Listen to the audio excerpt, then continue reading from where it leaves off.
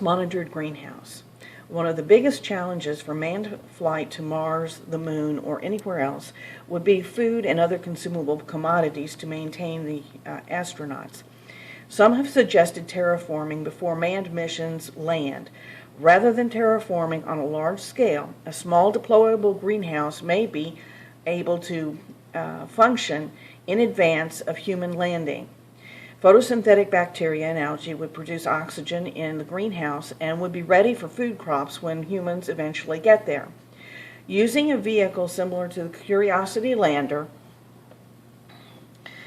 all the sensors and mechanical equipment would be contained in the main body of the lander.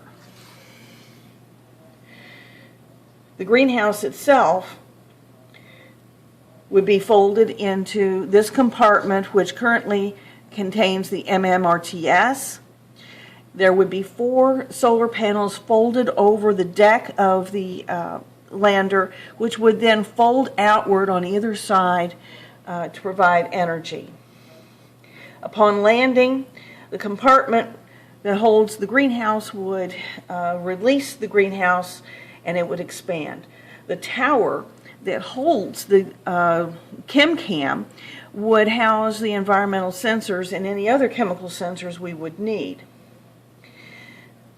A conveyor would take the containers that are fragile out of the main body here, through the chute and into the greenhouse.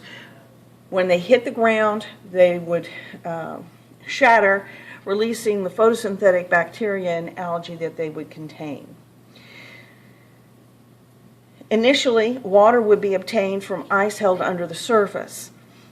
Any movement and or storage of water would be by way of lightweight plastic hoses and collapsible containers.